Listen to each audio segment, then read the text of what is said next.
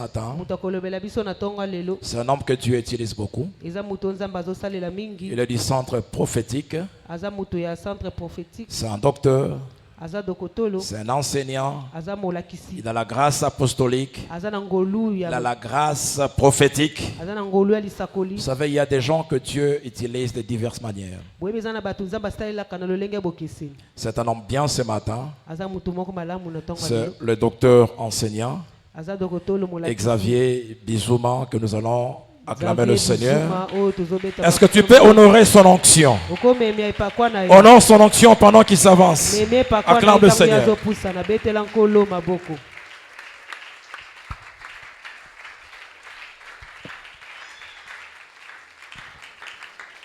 Amen. J'ai comme l'impression que nous ne sommes pas prêts pour acclamer le Seigneur.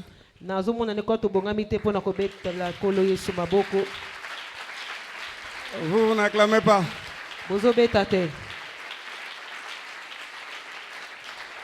Acclamons avec des cris de joie.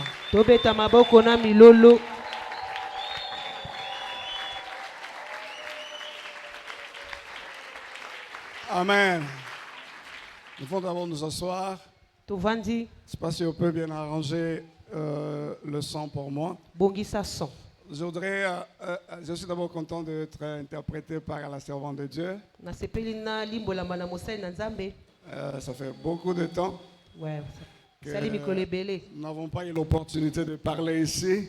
Ça fait des années vraiment. Et je suis très ému quand je vois comment ce que l'œuvre est en train de prendre de l'ampleur.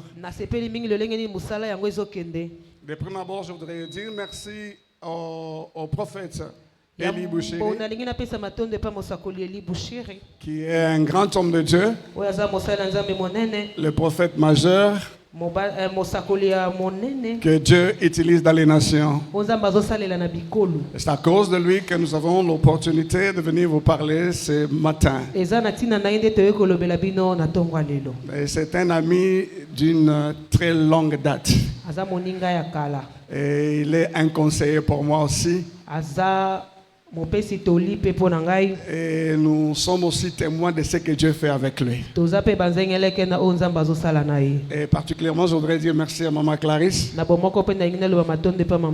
Elle est déjà une famille pour moi. Je vois Dan qui a grandi vraiment.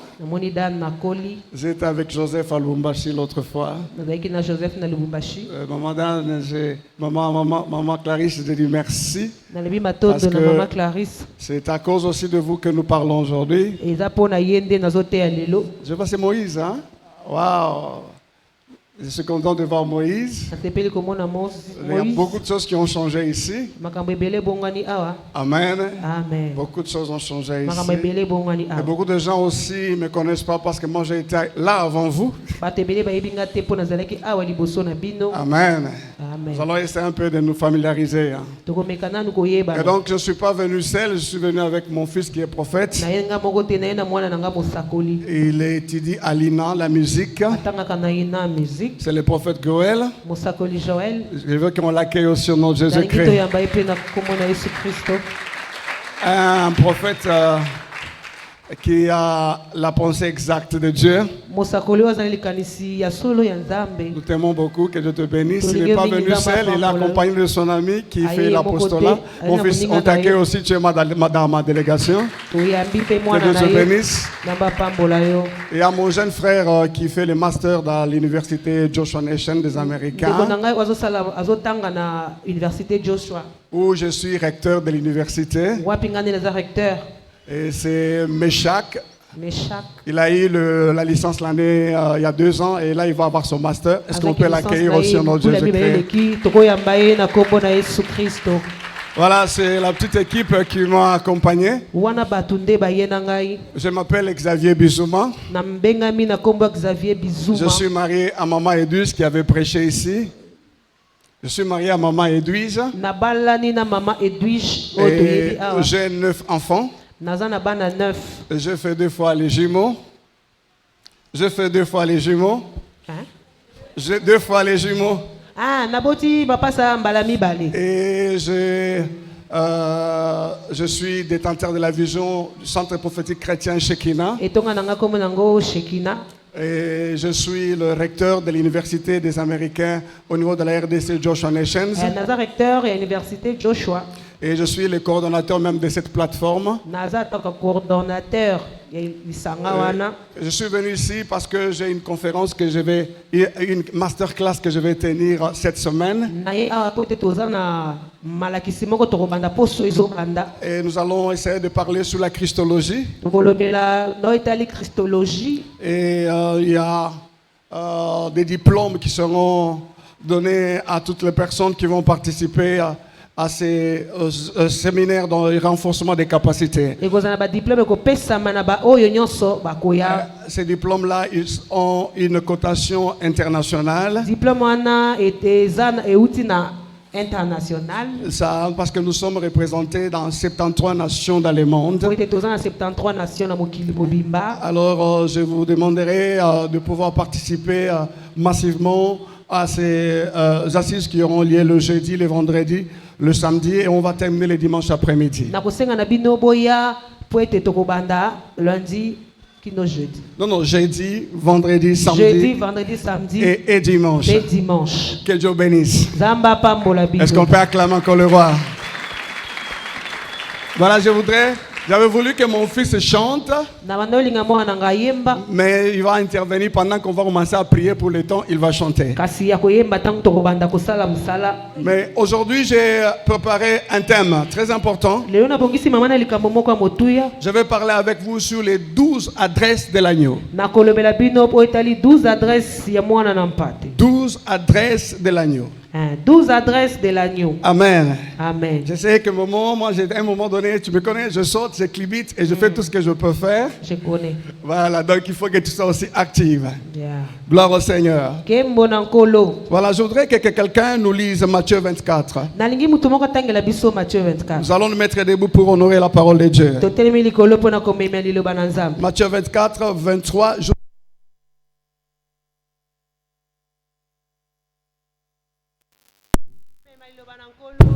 Voilà, nous nous mettons debout. Voilà, Matthieu 24, 23, 27. Matthieu 23, 24, 27. Et à la maison, vous allez lire Genèse 22 à partir du verset 7. Et vous allez prendre aussi Jean chapitre 4, 19, 24. Jean 4, 19, 24. Et ça va vous aider. Et les autres versets, peut-être que nous allons commencer à les donner comme ça, d'une manière aléatoire, et ça va passer comme ça. Voilà, est-ce que quelqu'un peut nous lire ça? Matthieu chapitre 23, le 24e verset, je lis au nom de Jésus. Matthieu 23, 24. Jusqu'à 27. D'accord. Conducteur aveugle qui coulait les moucherons et qui avalait les chameaux. Malheur à vous, scribes et pharisiens, hypocrites, parce que vous nettoyez les dehors de la coupe et du plat, et qu'au-dedans ils sont pleins de rapines et d'intempérance. Pharisiens aveugles. Non, pardon, je m'excuse. Matthieu 24. Ok. Si quelqu'un vous dit alors, le Christ est ici, ou il est là, ne le croyez pas. Car il s'élèvera de faux Christ et de faux prophètes. Ils feront de grands prodiges et de miracles, au point de séduire, s'il était possible, même les élus. 25. Voici, je vous l'ai annoncé d'avance. Si donc on vous dit, voici il est dans le désert, n'y allez pas. Voici il est dans le chambre, ne le croyez pas.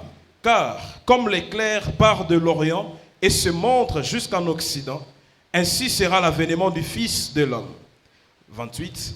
En quelques lieux... Ça va déjà, c'est bon. Okay, Père Céleste, nous voulons parler de ta part. Tu es l'agneau d'Héna. L'agneau commence avec les herbes amères. L'agneau commence debout à la hâte, avec des ceintures dans le rein. Tu es l'agneau commence avec des chaussures aux pieds. Tu es l'agneau à 7 cornes, l'agneau à 7 yeux, l'agneau à 7 esprits, l'agneau à 7 onctions. L'agneau qui ôte les péchés de ce monde. Seigneur notre Dieu, Nous sommes dans une semaine pascale. Nous voulons, Dieu, savoir ton adresse. Et nous voulons que tu nous aides par l'onction du Saint-Esprit pour que nous puissions localiser là où il y a ta présence. Dans cette ambiguïté que nous avons dans le monde aujourd'hui, où chacun se programme ayant ta présence. Et nous voulons, Dieu, que tu nous aides. Sous l'onction du prophète Eli Bouchir, nous voulons que tu nous aides. Cela au nom de Jésus, nous disons Amen. Nous acclamons très fort le Seigneur. Ah, mais vous êtes très mou là. Acclamez d'abord très fort le Seigneur. Oh là là là là là là. Vous savez, la sainteté n'est pas l'hypocrisie. La sainteté n'est pas la timidité. Ce n'est pas le fait que tu es timide que tu démontres que tu es saint. Alors nous nous mettons debout et nous acclamons très fort le Seigneur. Wow. Pregarada bronde katasi. Acclamez encore le roi. Est-ce qu'il y a des mamans ici? Wow. Gloire à Dieu. Nous pouvons nous asseoir. Voilà, nous allons essayer d'expliquer quelque chose de très important. Nous allons parler sur les 12 adresses de l'agneau. Pourquoi ce thème? Parce que tout le monde veut savoir là où il y a le Seigneur. Et là, c'est Jean René, je pense. Oh, je suis content de te voir. Voilà, nous allons parler un peu sur les 12 adresses de l'agneau. Et nous allons essayer de parler vite parce que ça peut prendre beaucoup de temps, mais je vais essayer un peu de condenser cela. Et je vais essayer un peu de réduire ça pour que tout le monde puisse être capable de bien comprendre. Premièrement, je vais d'abord parler de l'adresse. Qu'est-ce que l'adresse? L'adresse, c'est quoi? L'adresse, c'est une indication. Une indication qui permet d'identifier une personne. Une indication qui permet d'identifier une personne. Et de préférence, ça peut être dans le temps et dans l'espace. Je reprends, dans le temps et dans l'espace. Amen. Une indication qui permet d'identifier une personne dans le temps et dans l'espace. Là, on peut parler de l'adresse. Et dans la vie, il y a des personnes qui cherchent les adresses. Et il y a une certaine catégorie de personnes qui ont besoin des adresses. La première catégorie de personnes qui a besoin des adresses, ce sont des étrangers. Tout étranger a besoin de l'adresse. Les personnes qui voyagent beaucoup, ils savent ça. Quand vous partez chercher le visa, la première chose qu'on va vous demander, où est-ce que vous allez? Vous pouvez avoir tous les documents possibles avec vous. Mais quand vous n'avez pas d'adresse, vous ne voyagez pas. Alors toute personne qui est appelée à voyager, il a besoin des adresses. Parce que l'adresse garantit même le voyage d'une personne. Je pars très vite. Deuxième catégorie de personnes. Les visiteurs. Un visiteur a besoin de l'adresse. Par exemple, il y a quelqu'un qui peut habiter à Kinshasa ici, mais cela ne signifie pas qu'il connaît tout Kinshasa. On peut l'inviter quelque part dans une autre commune et il doit localiser la maison où on l'a appelé. De ce faire, cette personne a besoin des adresses. Bon, un visiteur cherche l'adresse. Un étranger a besoin aussi des adresses. La troisième catégorie, les personnes qui cherchent les adresses, ce sont des personnes qui ont des cas particuliers. Lorsque votre cas est particulier, vous avez besoin des adresses. Je vais donner l'exemple de, par exemple, la femme qui avait la perte du sang. Cette femme-là, la Bible dit qu'elle a sillonné dans les maisons de plusieurs médecins et qu'elle n'a pas trouvé de soulagement. En fait, elle est partie des Hérodes en Pilate. Elle a changé de bureau de médecin. Elle avait besoin des adresses qui peuvent lui donner des spécialistes pour son cas. Un jour, elle a entendu parler de Jésus. Donc l'adresse de Jésus était important pour cette femme. Parce que son cas était exceptionnel. Vous savez, quand vous avez un cas exceptionnel, vous avez besoin des adresses. J'ai vu une maman qui a témoigné à peine ici sur son enfant qui était malade. Et par la grâce de Dieu, Dieu l'a guéri. Mais en réalité, cette maman, pour qu'elle ait la guérison, elle avait besoin de l'adresse de quelqu'un. Alors, quiconque a un cas particulier, il a besoin des adresses. Et si vous êtes en ce lieu, c'est parce que vous avez eu la révélation de cette adresse. Et c'est votre cas, c'est votre situation qui vous a amené en ce lieu. Si vous ne pouvez pas avoir la situation que vous avez, vous ne pouvez pas être ici. Donc c'est ton cas qui a fait que tu te retrouves ici. Donc les personnes qui ont des cas exceptionnels, les personnes qui ont le sida, les personnes qui ont le cancer, les personnes qui souffrent de la stérilité ont besoin des adresses. Alors vous comprenez que l'adresse est très importante. Même l'homme,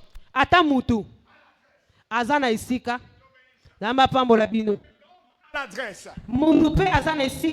même vous là, vous avez l'adresse. Et d'ailleurs, je vais vous donner l'exemple. La seule chose que l'homme hérite après la mort, c'est l'adresse. Amen. C'est l'adresse. Je vais donner un exemple terre à terre. Quand vous mourrez ou bien quand quelqu'un meurt, la seule chose qu'on va écrire sur la croix, son nom et son âge. Son nom et son âge. Ce sont les deux choses qui peuvent permettre, n'est-ce pas, à l'identifier au cimetière.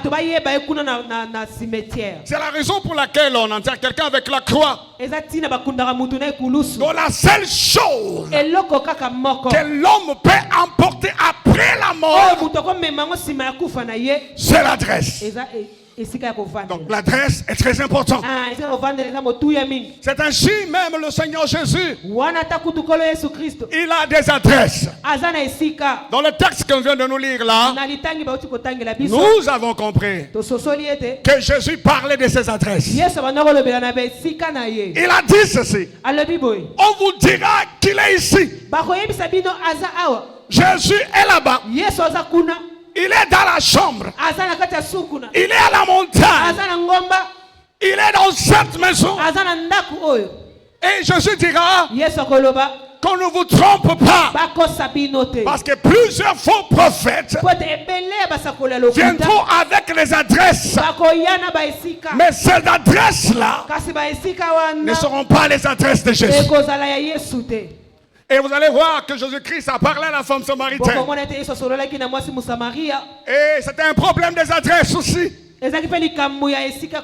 Elle va dire à cette femme, ce n'est pas à la montagne. Parce que les gens pensent que l'adresse de Jésus c'est à la montagne. Ce n'est pas à la montagne. Et Jésus ajoute encore, pas seulement à la montagne, même à Jérusalem. Donc Jérusalem actuellement n'est pas l'adresse de Dieu. Vous devez comprendre ces choses. Et d'ailleurs je voudrais choquer certains certaines personnes. Aujourd'hui, Jérusalem n'est pas une ville sainte. Je sais que beaucoup de gens voyagent là-bas. C'est bien de voyager. Mais Jérusalem n'est plus une ville sainte. Parce qu'il y a trois choses qui fait qu'on parle d'une ville sainte. Et particulièrement par rapport à Jérusalem. La première chose qui faisait que Jérusalem soit une ville sainte, c'est le temple de Dieu. Vous comprenez? Amen. Et aujourd'hui, il n'y a plus de temple. Il n'y a qu'un petit mur. Deuxième chose qui fait que Jérusalem soit une ville sainte, c'est le trône de Dieu. Et aujourd'hui, à Jérusalem, il n'y a pas de trône. La troisième chose qui fait que Jérusalem soit une terre sainte, c'est le nom de Dieu. Et Jérusalem a rejeté le nom de Dieu.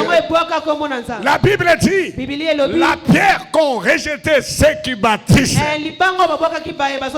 Le nom de Dieu, c'est le nom de Jésus-Christ. Et Jérusalem a rejeté ce nom. C'est ainsi aujourd'hui, Jérusalem n'est pas l'adresse de Dieu. Amen. N'est pas l'adresse de Dieu. Aller à Jérusalem n'est pas la garantie d'aller au ciel. Je voudrais que vous puissiez bien comprendre. Parce qu'il y a des personnes qui rêvent que l'adresse de Dieu peut être à la montagne de Mangengenge. L'adresse de Dieu peut être à Jérusalem. L'adresse de Dieu n'est pas une église construite avec des balcons. L'adresse de Dieu n'est pas une église qui est mal construite. J'aime le Seigneur quand il a dit l'heure est venue où les vrais adorateurs adoreront les pères en esprit et en vérité. Dans d'autres termes, les adresses de Dieu aujourd'hui sont spirituelles. Je reprends ça. Les adresses de Dieu aujourd'hui sont spirituelles. Et nous attaquons directement la matière. La première adresse de Dieu, c'est les Écritures. Je reprends, les Écritures. Vous savez, il y a des choses que le diable a réussi à faire dans l'église. Première chose, le diable a réussi à enlever les Bibles dans l'église. Regardez au milieu de vous combien ont des Bibles. Ça, le diable a réussi. Les chrétiens ne viennent plus avec des Bibles. Il faut faire attention. Parce que la mission de la bête, c'est transformer la loi de Dieu. Changer la loi de Dieu. Changer la parole. Et d'ailleurs aujourd'hui, ça s'est fait déjà. Il est en train de changer. Par exemple, quand on marie une femme avec une femme, un homme avec un autre homme, et on appelle ça mariage. Vous voyez que l'ennemi est en train de changer la loi. Et d'ailleurs, le pape, il avait dit qu'il devait changer la Bible. Et vous savez que le diable veut enlever la véritable Bible dans l'église. Pourquoi le diable veut enlever cela? Parce que la vraie adresse de Dieu se trouve dans des Écritures. Je vais expliquer cela. Je donne l'exemple d'Isaac. Quand il va avec Abraham, lorsqu'ils arrivent à tout près de la montagne, Isaac pose la question à Abraham. Je vois le feu et je vois le couteau. Où est l'agneau? Nous devons chercher là où il y a Jésus. Et là, je voudrais vous dire, ne cherchez pas Jésus aux montagnes. Ne cherchez pas Jésus dans des maisons bien construites. La première adresse de Jésus, c'est les Écritures. Je réponds les Écritures. Quand tu as les Écritures, tu as l'adresse de Jésus-Christ. Est-ce que je parle à quelqu'un? Est-ce que je parle à quelqu'un? Il y a beaucoup de versets parce que vous n'avez pas de Bible, je ne vous donne pas. Mais nous passons rapidement. Que Dieu te bénisse, prophète. Jésus a dit ceci: les paroles que je vous donne sont esprit et vie. Les paroles que je vous donne sont esprit et vie. Dans d'autres termes, Jésus veut seulement dire que les paroles que je vous prêche ont ma vie et mon esprit. Et ces paroles-là sont dans les Écritures. Ah bon? Il dit aux pharisiens: vous sondez les Écritures parce que vous croyez avoir la vie en elle. Mais ce sont les Écritures qui rendent témoignage de moi. Donc Jésus, on ne les cherche pas dans la prière. On les cherche dans les Écritures. Est-ce que je parle à quelqu'un?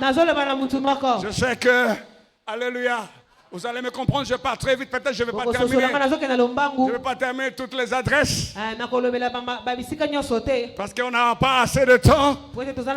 Mais si vous voulez connaître Jésus, sondez les Écritures. Il faut lire la parole de Dieu. La Bible parle même de la manière dont les yeux de Jésus sont. Si vous prenez Apocalypse, au chapitre 1er, la Bible dit qu'il a la face comme le soleil. Il a des yeux comme les flammes de feu. Il a une ceinture d'or sur la poitrine. Une ceinture d'or sur la poitrine. La Bible décrit Jésus, nous présente Jésus, qui est le paradoxe des images que les catholiques nous présentent. Donc si vous voulez connaître Dieu, connaître son adresse, ayez les Écritures. Élevez un peu vos Bibles et je vais voir combien de gens ont des Bibles.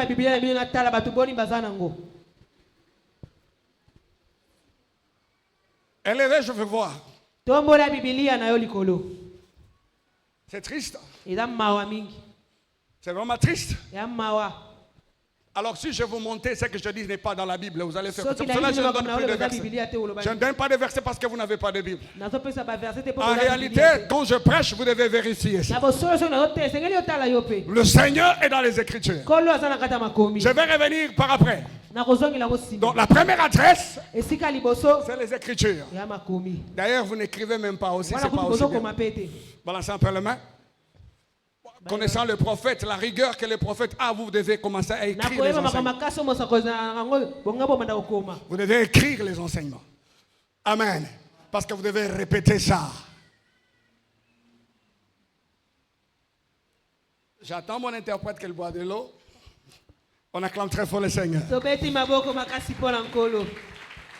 Est-ce qu'on peut dire amen très bien? Amen. Est-ce qu'on peut dire amen très bien? Amen. Je vais avancer. La première dimension, la première adresse de Dieu, je répète, c'est les Écritures. Sans les Écritures, il n'y a pas d'adresse de Dieu. Deuxième adresse de Dieu, c'est le Saint-Esprit. Amen. Le Saint-Esprit. Si vous prenez Jean 16, 13, vous prenez Jean 15, 26, Jean 15, 26. Là on parle sur le Saint-Esprit. Jésus dit, quand le Saint-Esprit viendra, il va nous révéler des choses. Il va nous enseigner. En fait, je voudrais vous scandaliser un peu. Est-ce que vous savez que Jésus n'a jamais vu l'église jusqu'à présent? Voilà, c'est un peu les mains. L'église. Jésus-Christ ne l'a pas vu. Je vais vous prouver cela. Quand il est mort, il est parti au ciel. 40 jours après, quand il arrive au ciel, il fait un travail pendant 10 jours. Et pendant 10 jours, il change le trône de jugement en trône de grâce. Et le 50e jour, le 50e jour, il envoie le Saint-Esprit. Et le jour de la Pentecôte, c'est le début de l'église. Donc, dans d'autres termes, c'est lui qui forme l'église. C'est le Saint-Esprit. Est-ce que vous comprenez un peu très bien? Est-ce que quelqu'un peut dire un peu très bien? Vous savez, moi, je travaille beaucoup dans la typologie. Je travaille trop dans la typologie, mais je ne vais pas t'épaissir parce que si je vais dans l'Ancien Testament, je commence à vous démontrer ça, ça va compliquer, mais je vais m'arrêter là-bas.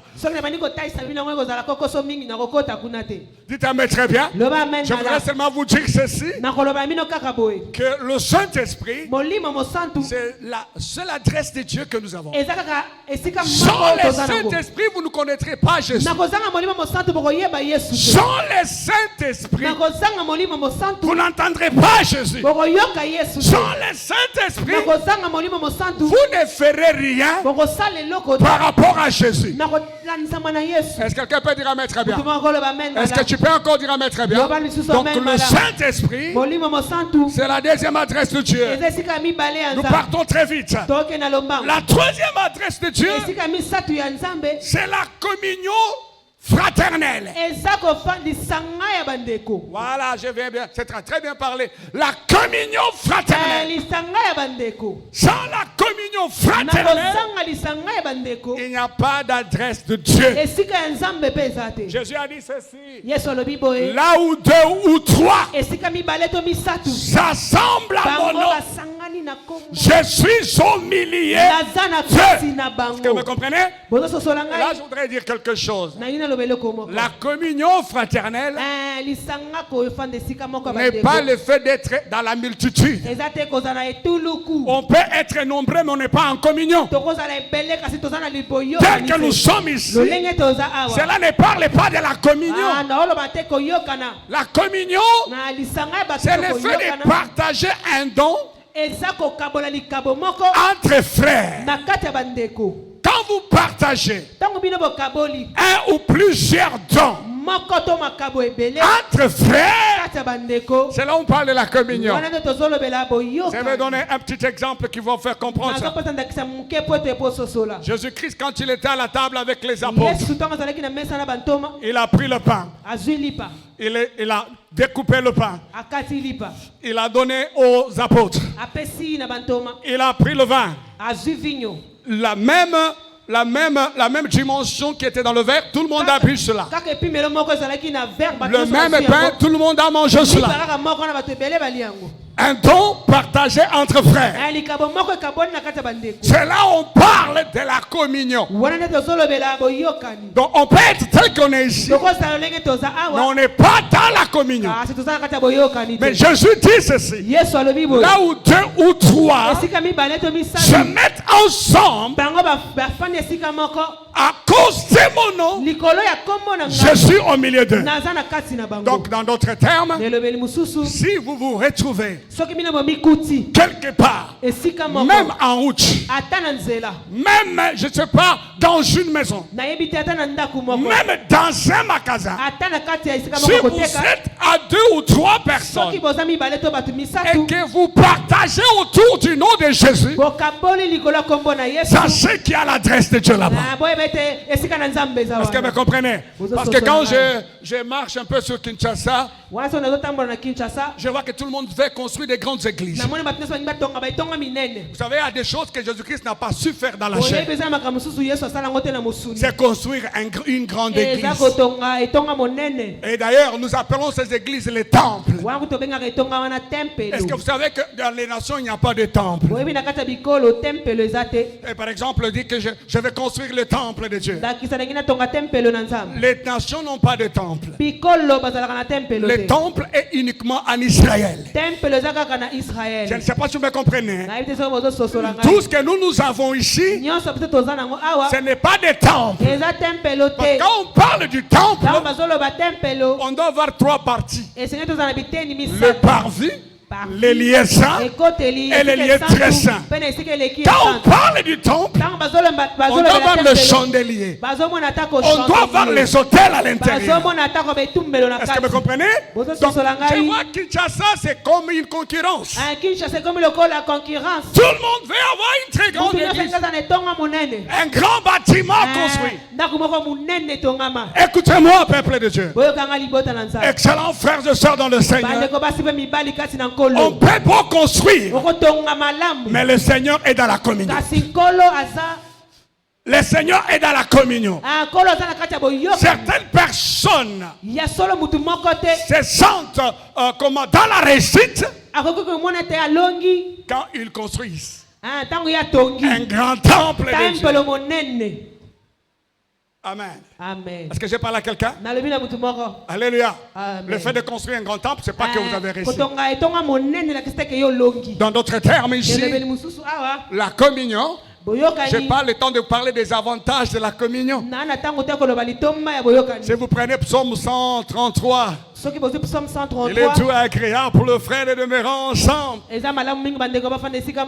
Gloire au Seigneur. C'est là où Dieu verse la bénédiction qui commence à la tête jusqu'au pont de la robe. Il y a plusieurs bénéfices dans la communion fraternelle.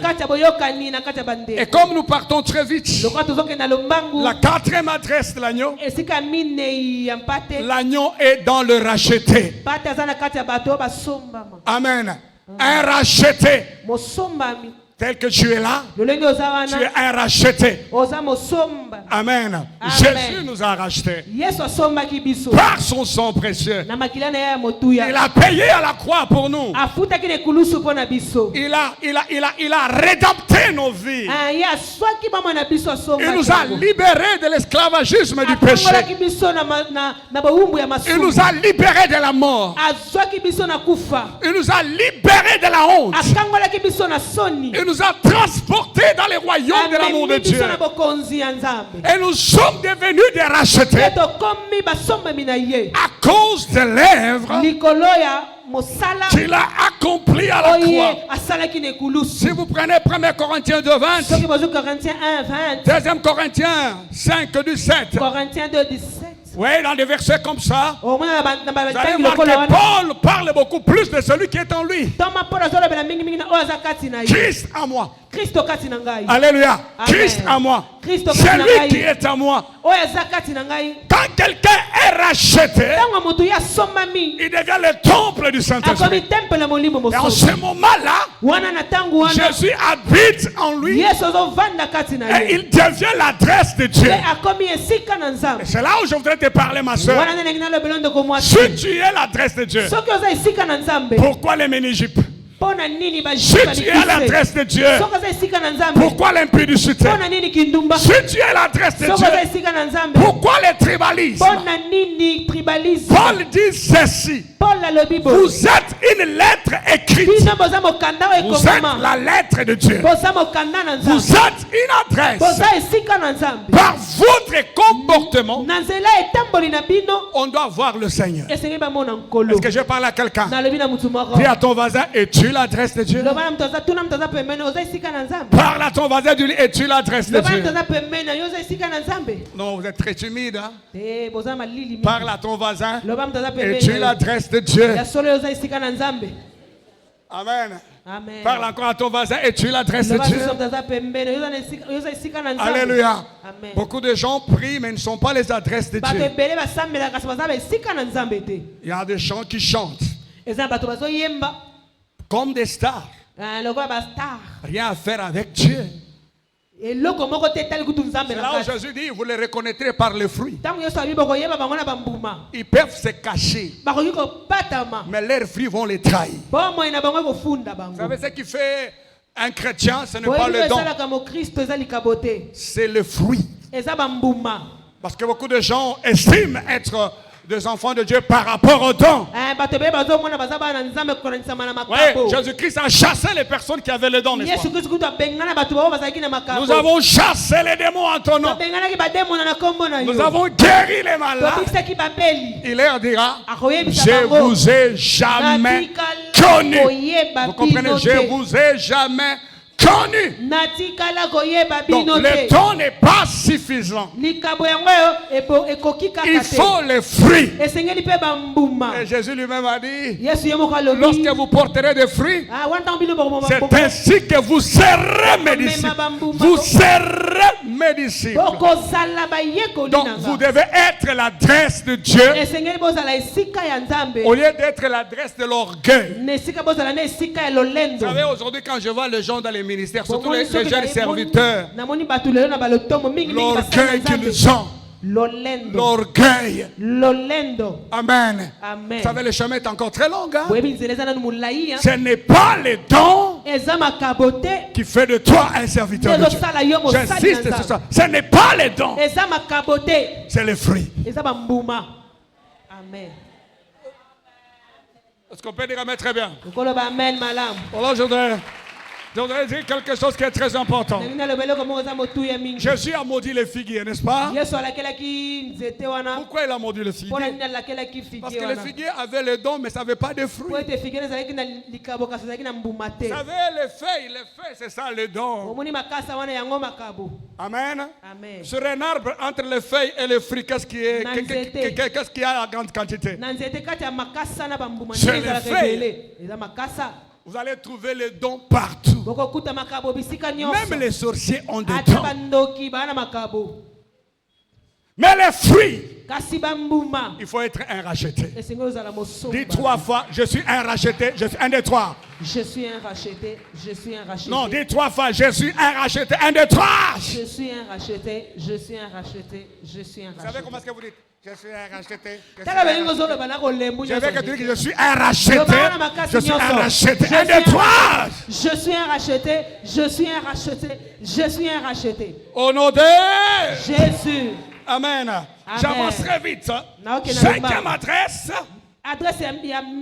Le Seigneur est dans l'adresse de l'agneau, c'est un persécuté et l'adresse de l'agneau. Un persécuté.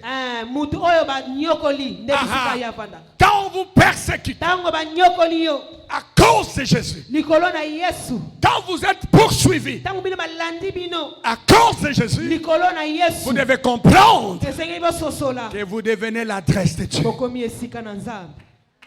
Est-ce que j'ai parlé à quelqu'un? La persécution, c'est quoi? La persécution, c'est quoi? C'est lorsque vous poursuivez quelqu'un injustement. Vous poursuivez une personne injustement. Et beaucoup de gens sont persécutés aujourd'hui. Amen. Jésus a dit que nous serons persécutés à cause de son nom. Vous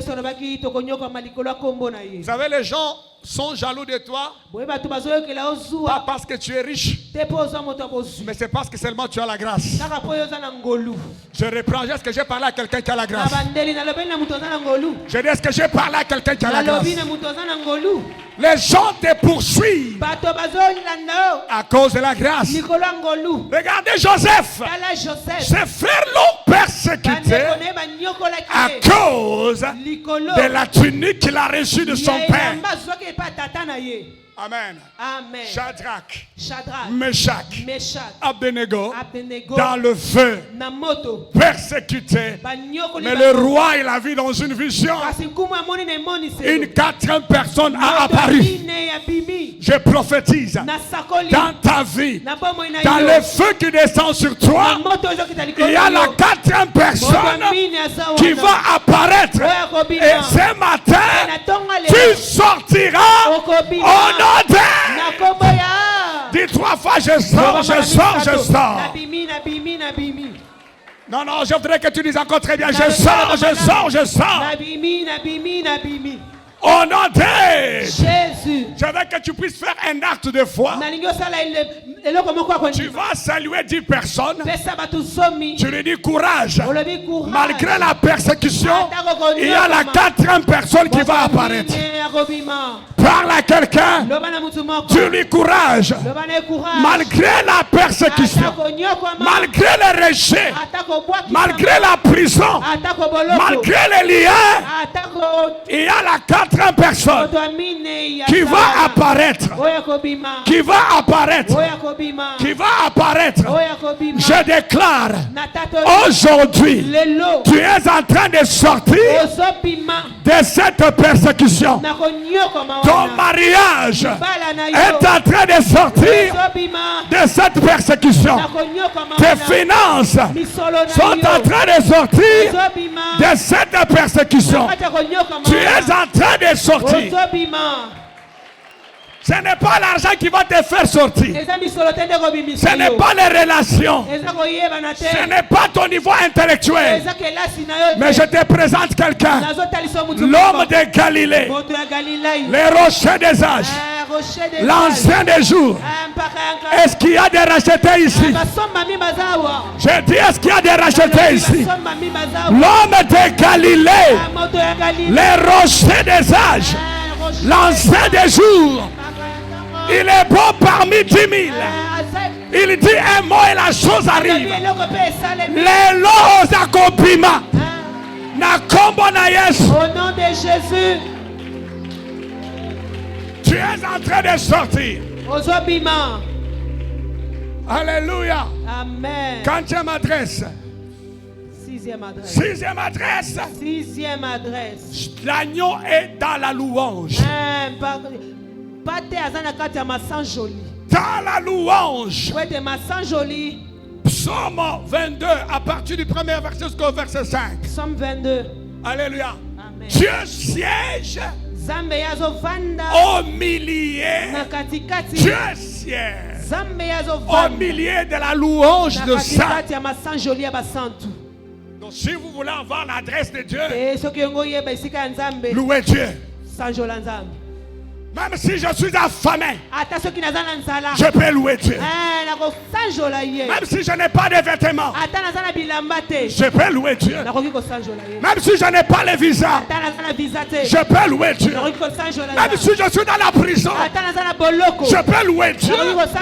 Même si j'ai échoué à l'école, je peux louer Dieu. C'est l'adresse de Dieu, la louange. La louange, c'est quoi?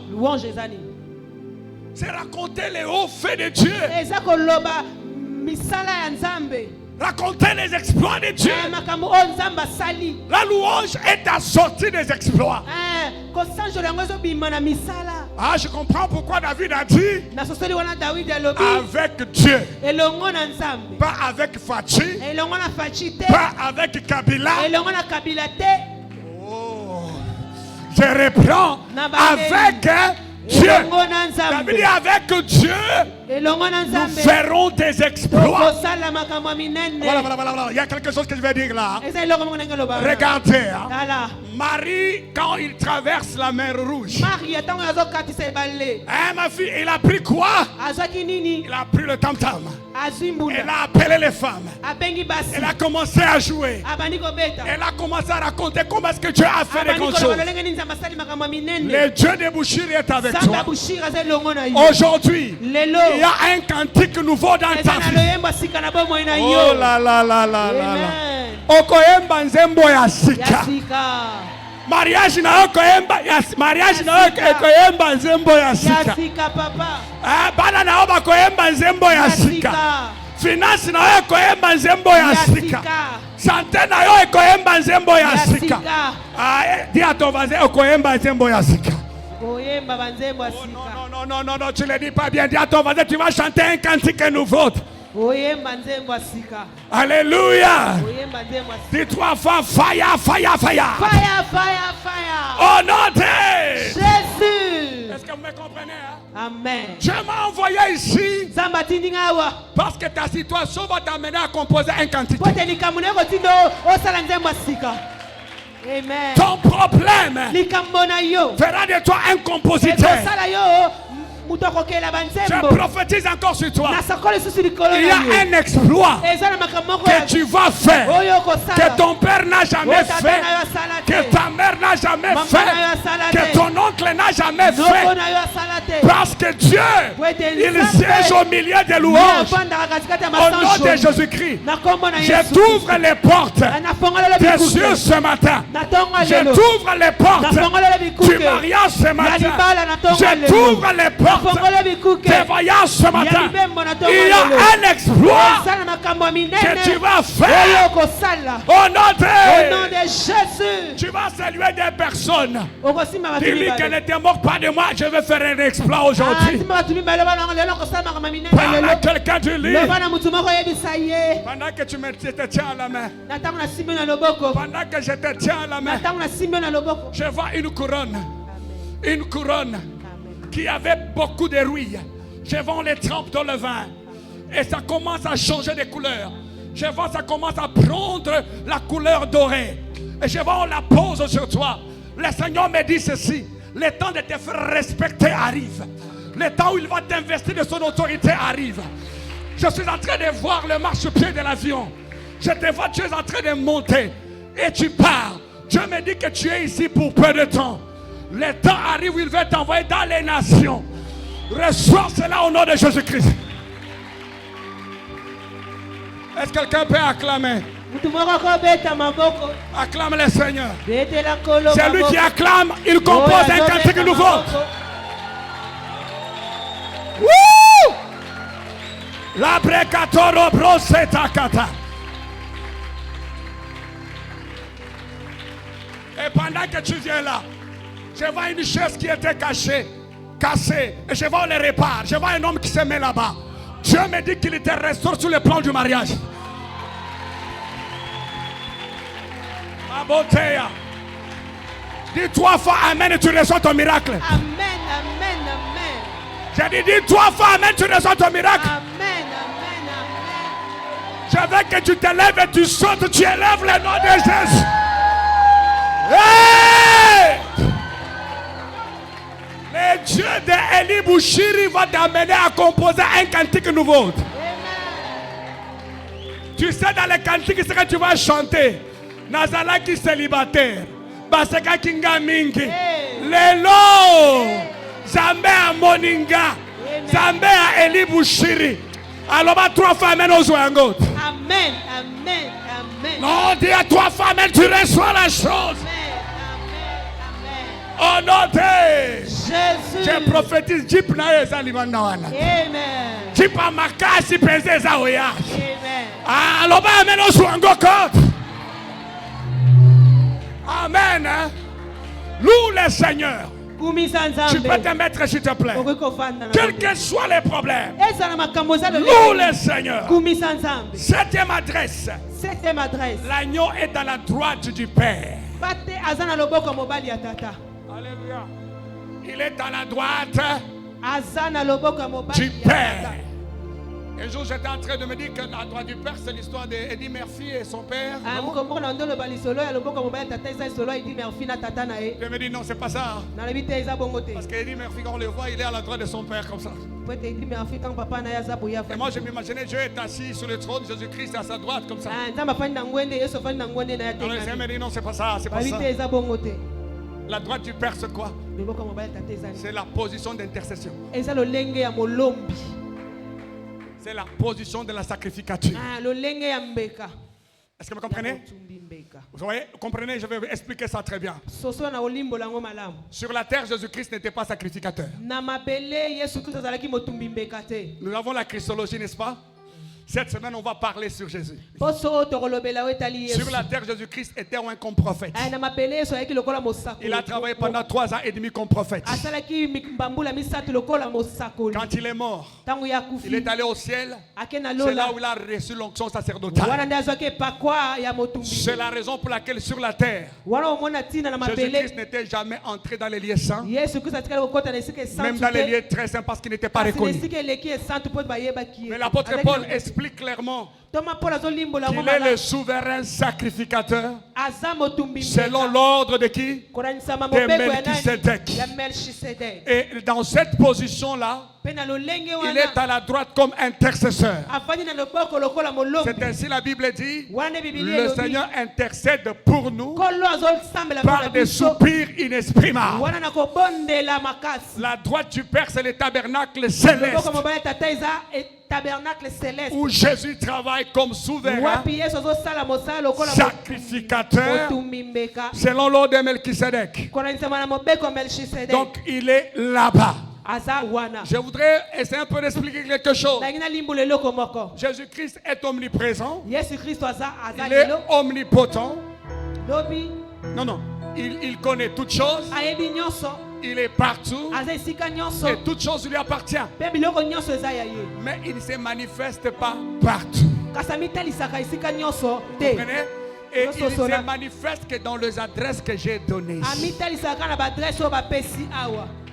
Ah, vous comprenez, hein? Il est partout, mais il ne se manifeste pas partout. Jésus-Christ est dans les bars aussi, vous savez. Dans la maison des féticheurs, il est là. Il voit tout ce que les sorciers font. Mais il ne se manifeste pas. Oh là là là là. Est-ce que j'ai parlé à quelqu'un? Est-ce que j'ai parlé à quelqu'un? Alléluia. Amen. Donc là, il se manifeste à la droite du Père. Et le Saint-Esprit agit sur la terre. Je pars très vite parce qu'on n'a pas de temps. Huitième adresse. Il est au trône de Dieu. Amen. Jésus est au trône. Il se manifeste au trône. Apocalypse chapitre 4. Apocalypse chapitre 5. Vous allez trouver cela. Il est au trône. Ce qui m'a beaucoup plu est que Jean, le disciple de Jésus bien-aimé,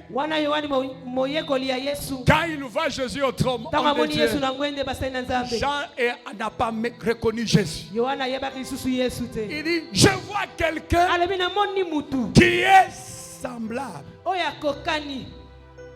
comprenez? Je vois quelqu'un qui est semblable. Donc Jean ne reconnaissait plus Jésus. Pourquoi? Parce que le trône transforme une personne. Quand le trône arrive, ça amène la transformation. Je donne l'exemple de Joseph. Quand il était en Égypte, ses frères l'ont oublié parce qu'il avait le trône. Quand le trône arrive, on t'oublie. Je vois quelqu'un comme. Vous appelez comment? Hein? Comment? Redivi. Ah, le nom est compliqué. Vous savez comment? Il faut avoir des noms simples, oui? Martin. Oui. Je vois quelqu'un comme Martin. C'est pas lui au palais du peuple. C'est pas lui qui est dans cette voiture là. C'est Martin qui marchait à pied. Quelqu'un. Est-ce que vous comprenez? Je vois quelqu'un qui a l'aspect de la pierre de jaspe. Et la pierre de sardoine. Il ne parle pas de Jésus comme qu'il le connaissait. Vous savez, s'il y a un disciple qui connaissait bien Jésus, c'était Jean. C'était le disciple bien-aimé de Jésus. Il dormait sur la poitrine de Jésus. Il sentait comment est-ce que le cœur de Jésus battait. Mais ici, il oublie Jésus. Il dit, je vois quelqu'un. Et moi je prophétise sur toi. Le temps arrive où ta vie sera méconnaissable. Je reprends. Où ta vie sera méconnaissable. Où les gens vont dire la moni moto lokola. Non, je prophétise. C'est lui, c'est toi. Parce que le trône va te changer. Et aujourd'hui, je libère le trône dans ton mariage. Je libère le trône dans tes affaires. Ta vie va changer. complètement au nom de Jésus-Christ. Dis 3 fois, je reçois mon trône, je reçois mon trône. 1, 2, 3. Non, tu es timide, tu es la fin, je reçois mon trône. 1, 2, 3. Je reçois le trône. Je reçois le trône. Je reçois le trône. Bien-aimé, il y a le temps qui arrive où ta vie sera changée. Je dis où ta vie sera changée. C'est comme le prophète Élie. Il y a quelqu'un qui m'a dit, j'ai vu sur Facebook quelqu'un comme le prophète Bouchir en Chine. Je dis que ce n'est pas quelqu'un, c'est lui. Est-ce que c'est par là quelqu'un? Le bas voisin est Zangandé. Je vois, c'est pas cette sœur-là, c'est pas elle vraiment. Est-ce que c'est elle? Oui, c'est elle. Mais ça, c'est une prophétie pour toi. Amen. Dites Amen très bien. Amen. Reçois ton trône au nom de Jésus-Christ. Je dis reçois le trône au nom de Jésus-Christ. Je dis reçois encore le trône au nom de Jésus-Christ. Amen. Avant que je termine. Alléluia. Quatrième, 9e adresse. Je vais arrêter à partir de là. À partir de 9e adresse, on va continuer après. L'agneau est dans la Pentecôte. Voilà simplement. Est-ce que je parle à quelqu'un? Dans la Pentecôte. Voilà simplement. Je suis en train de voir l'adresse de quelqu'un en train d'apparaître. L'adresse du mariage de quelqu'un en train d'apparaître. L'agneau est dans la Pentecôte. Suis-moi très bien, tu vas me comprendre là où je t'amène. Le même Jean là, dans Apocalypse chapitre 1.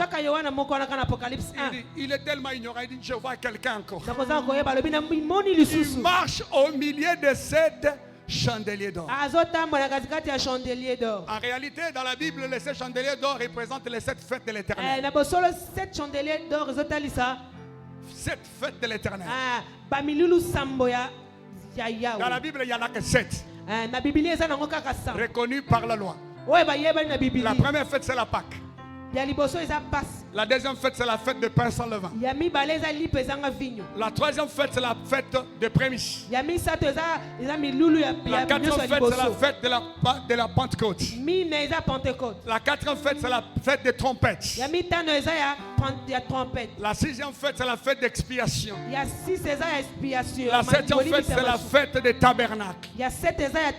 Suivez-moi très bien. Les 4 premières fêtes sont accomplis en Jésus-Christ. Je vais démontrer. En réalité, un chrétien ne peut pas célébrer la Pâque. Parce que la Pâque, c'est une fête accomplie en Jésus-Christ. Paul dit ceci, Christ, notre Pâque, a été immolé. Pour nous les chrétiens, la Pâque n'est pas un jour, mais c'est un homme. C'est notre position en Christ. Celui qui est en Christ célèbre sa Pâque d'une manière permanente. Je ne sais pas si je me fais comprendre. Et la fête de la Pâque a été accomplie le moment où Jésus était mort. La fête des pains sans levain a été accomplie le jour où Jésus-Christ, on était en train de l'enterrer. La fête des prémices a été accomplie le jour où Jésus-Christ est ressuscité. Et 50 jours après sa mort, le Saint-Esprit est descendu et ça accomplit la fête de la moisson qu'on appelle la Pentecôte. Maintenant, Jean, il voit Jésus marcher au milieu de 7. Le milieu de 7, c'est combien? Le milieu de 7. Le milieu de 7, c'est combien? C'est quel chiffre? 4. Donc il a vu dans le 4e chandelier. Amen. Hein? Amen. Il n'a pas vu dans la Pâque. Il n'a pas vu dans la Pâque. Il n'a pas vu dans la fête de pain sans levain. Il n'a pas vu dans la fête de prémices. Là, il le voit marcher à la 4e fête qui est la Pentecôte.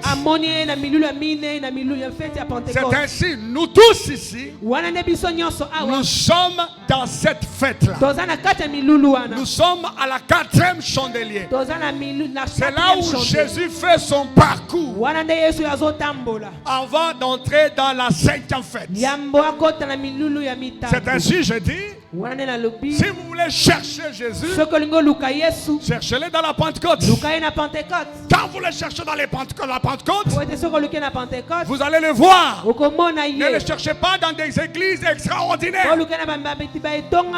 Amen. Cherchez-le dans la Pentecôte. Et là, je termine. Si Jésus a les adresses, toi aussi, tu as l'adresse. Dis à ton voisin, j'ai mon adresse. C'est lui qui l'a dit, tout le monde verra son adresse. Dis à ton voisin, j'ai mon adresse. Alléluia. Amen. Ta destinée a son adresse. En tant que prophète de Dieu, je déclare la visibilité de l'adresse de ta destinée. Oh là là là là. Je déclare la visibilité de l'adresse de ta destinée. L'adresse de ton mariage sera connue. L'adresse de ton travail sera connue. L'adresse de tes enfants sera connue. L'adresse de ton enfant sera connue. L'adresse de ton travail sera connue. Vous savez la chose que le diable fait, c'est combattre les clés de ton adresse. Les clés de l'adresse de ta destinée. Je donne l'exemple. Il y a quelques clés qui peuvent permettre à quelqu'un de voir l'adresse de ta destinée. Je vous donne seulement des clés et nous prions. Des clés et nous prions. La première clé, c'est ton étoile. Dis à ton voisin, j'ai l'étoile. Celui qui n'a pas d'étoile qui ne dit rien. Dis, j'ai l'étoile. Alléluia. Amen. Il dit encore, j'ai l'étoile qui brille. Dis encore très fort, j'ai l'étoile qui éclaire. Dis encore, j'ai l'étoile qui attire. Au nom de Jésus. L'étoile, c'est une clé qui peut amener quelqu'un à connaître l'adresse de ta destinée. Je donne l'exemple de Jésus. Quand Jésus était né, les mages ont vu l'étoile. Amen. Ils ne savaient pas où Jésus était né. L'étoile a commencé à les diriger. Pendant que je parle, ton étoile va diriger des mages vers l'adresse de ta destinée. Est-ce que je parle à quelqu'un? C'est lui qui va te donner le boulot là. Ton étoile va le diriger vers toi. Les mages ont commencé à suivre l'étoile jusque là où il y avait le roi. Et quand ils arrivent le roi consulte le sage. Et quand les mages vont sortir, ils verront encore l'étoile.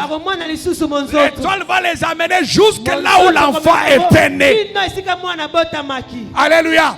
Donc ton étoile peut révéler l'adresse de ta destinée. C'est lui qui voit ton étoile. Il peut combattre ta destinée. C'est là où je déclare maintenant. Si ton étoile était liée dans la sorcellerie, aujourd'hui, ça va sortir. Je reprends sur ton étoile était liée par les marabouts. Aujourd'hui, ça va sortir. Ton étoile va briller. Aïe, aïe, aïe, aïe, aïe, aïe. Il y a des gens qui ne me comprennent pas. Qu'est-ce que l'étoile? Qu'est-ce que l'étoile? Qu'est-ce que l'étoile? Je vais définir l'étoile. On va prier. Première chose, l'étoile, c'est ce que tu es en puissance. C'est que tu es en puissance. Tape sur la poitrine, l'étoile, c'est ce que je suis en puissance. L'étoile, c'est que je suis en puissance. Vous êtes timide, vous êtes timide. Vous êtes de quel Kino? Les Kino qui sont timides comme ça. Vous êtes comme des Katangais. Tape sur la poitrine, dit que c'est que je suis en puissance.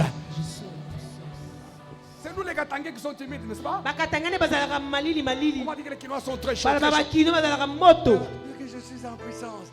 Dis très fort, c'est que je suis en puissance. C'est que je suis en puissance. Oh, si on va en mathématiques,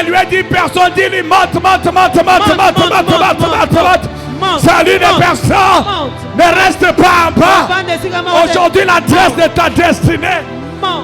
Hey! Alléluia. Amen. Monte. Madame. Ne reste pas là où tu es. Maman, tu es un aigle. Monte encore. Monte encore. Alléluia. Amen. Ton adresse sera connue. Je prophétise aujourd'hui. La sorcellerie qui a tout fait ton adresse, je la piétine au nom de Jésus. Je saute sur elle. Je crase sa tête. Et je prophétise. Tu réussiras. Tu voyageras. On te mariera. Tu feras de grandes choses. Hey! Ton plébé dit je ne mourrai pas. Très fort, je ne mourrai pas. Je ne mourrai pas. Parle même ceux qui sont en route qu'ils entendent. Je ne mourrai pas. Je ne mourrai pas. Tape encore les mains. Mon père. Mon père. My father. My father. Baba yangu. Baba yangu. Tata nanga. Nakokufa te. Nakomata. Au nom de Jésus. Lobana matina. Au nom de Jésus. Woo! Baba. Les choses sont en train de changer. Aujourd'hui, j'ai besoin de prophéties seulement sur vous, les enfants du prophète. Je te donne des lunettes. Et je vois que ces lunettes ont des loupe. Amen. Je vois des choses qui étaient très loin, très petites, commencent à être très grandes. Dieu me dit que tu seras l'héritier du ministère de ton père.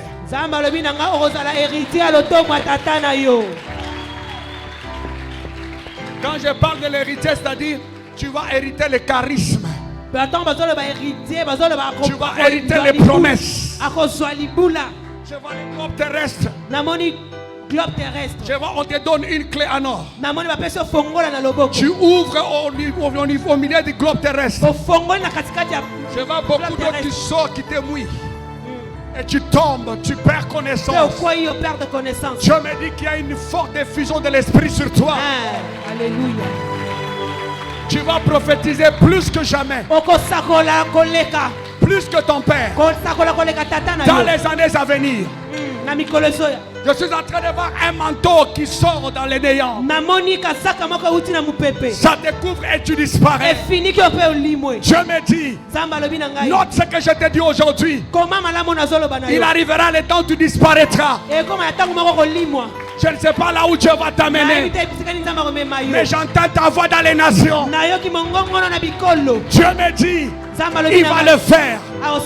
Et pendant que je dis cela, je vois une feuille qui tremble. Et je vois la colombe qui te donne cette feuille. Dieu me dit ceci. C'est l'esprit de crainte de Dieu.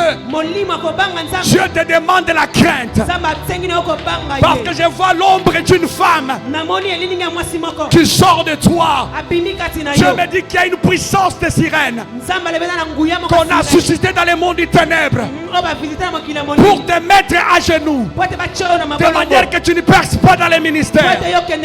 Mais je bénis Dieu aujourd'hui parce qu'ils te feront la guerre, mais ils ne te vaincront point. Amen. Amen. Amarera so imiro mayotama pawiro mikasia piwiro miro posai idela romenekas idelo litaboka pawalori lasia pimilomani ora yeah oh si la pamo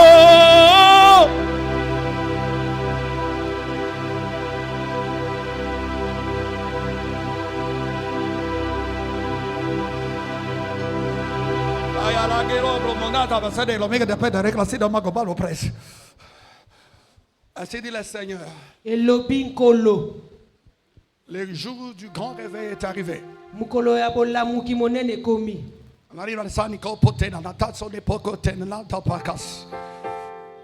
Je vais faire de mon serviteur Eli Bouchiri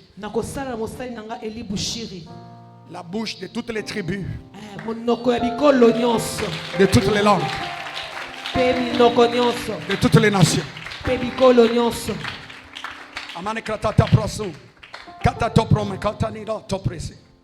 Je vais vous donner de l'espace.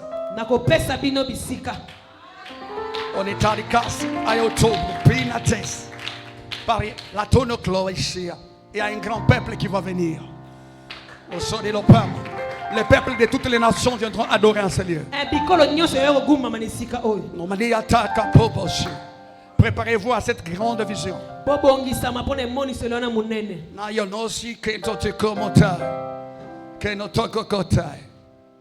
Ainsi dit le Seigneur.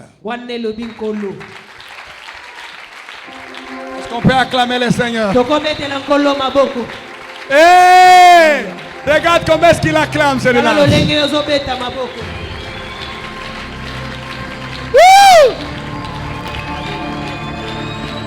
Acclamez le roi. Autant tu acclames, autant l'adresse de ta destinée est révélée. Wow. Oh, je vois les tamis. Je vois les tamis. Tamis, tu vois les tamis? On est en train de tamiser. Je vois la matière qui n'est pas bonne qui reste. Je vois la bonne matière qui passe. Je me dis qu'il te voit dans la sanctification. Non, tu es dans une phase de la séparation. Il y a une grande bénédiction qui veut venir. Mais il y a des choses ayant trait au passé qui te retiennent. Qui ne veut pas que tu puisses entrer dans ta saison. Dieu te demande de faire beaucoup plus d'efforts pour te séparer avec toutes ces petites choses qui deviennent des portes d'entrée pour Satan. Je vois quelqu'un qui t'enlève le couteau au niveau du cœur. Le Seigneur me dit que tu as plusieurs blessures intérieures. Mais le Seigneur est en train de te restaurer. Il est en train de t'essuyer des larmes. Oh là là. On n'a pas assez de temps. Il y a une maladie de prostate qu'on vient d'enlever dans votre maison. Une maladie de prostate. Prostate. Qu'on vient d'enlever dans votre maison. Dieu vient d'enlever la maladie de prostate dans votre maison.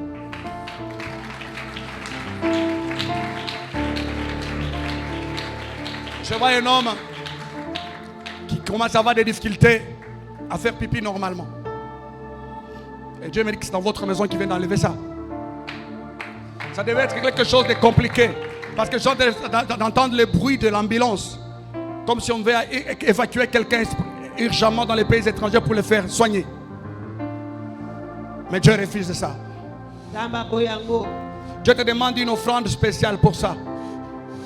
Fais un effort. Une offrande spéciale. Donne aux serviteurs de Dieu pour l'église. Une offrande spéciale. Est-ce qu'on peut acclamer très fort le Seigneur?